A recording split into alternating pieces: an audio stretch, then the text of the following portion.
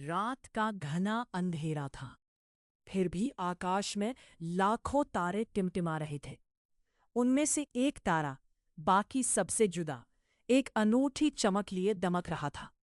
उसकी रोशनी ने आंगन में खड़े युवक रवि का ध्यान अपनी ओर खींच लिया।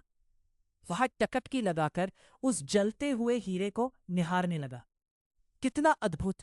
रवि के मुंह से अनायास ही निकला, क्या तुम मेरी बात सुन सकते हो?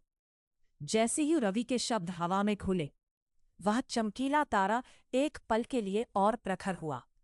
फिर एक धीमी स्थिर गति से वह धरती की ओर बढ़ने लगा। उसकी चमक बढ़ती जा रही थी, जैसे कोई विशालकाय जुगनू बादलों को चीरता हुआ नीचे आ रहा हो। रवि की सांसें गले में अटक गई। उसके पैरों की जमीन सरकने लगी। एक अज्ञात भय ने उसे जकड़ लिया। तारा अब इतना करीब था कि उसकी रोशनी ने पूरे आंगन को दूधिया बना दिया। उसकी विशालता से रवि की आंखें चौंधिया गई। तभी एक गहरी शांत आवाज गूंजी, जो हवा में नहीं बल्कि सीधे रवि के मन में उतर रही थी। डरो मत। आवाज में एक अजीब सी कोमलता थी।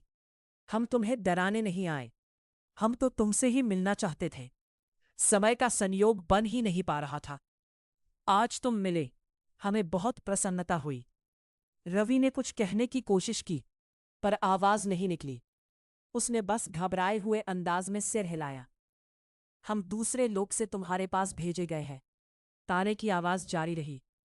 वहां से हमें आदेश मिला है कि हम तुम्हारे साथ रहें और तुम्हारी हर आवश्यकता पूरी करें। रवि ने पलकें झपकाई। क्या यह सपना था? पर एक शर्त है, तारे ने कहा। उसकी चमक एक पल को धीमी हुई, जैसे कोई विचार कर रहा हो।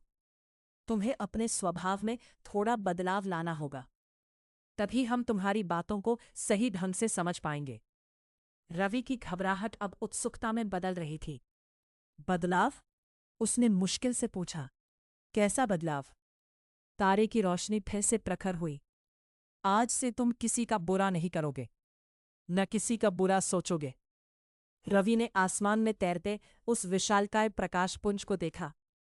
उसके मन में एक क्षण के लिए अतीत के कुछ धुंधले चित्र कौंधे। फिर उसने एक गहरी सांस ली। मैं यह शर्त मानता हूं। जैसे ही रवि के शब्द पूरे हुए, तारे की चमक एक तीव्र विस्फोट के साथ फैल गई। उसकी रोशनी इतनी तेज थी कि रवि को अपनी आंखें बंद करनी पड़ी। जब उसने आंखें खोली तो तारा वहां नहीं था। आकाश फिर से शांत था, लाखों छोटे तारों से भरा हुआ। केवल एक खालीपन था, जहां कुछ क्षण पहले एक अद्भुत मेहमान मौजूद था। फिर वही आवाज रवि के मन में गूंजी, जैसे दूर से आ रही हो, पर स्पष्ट।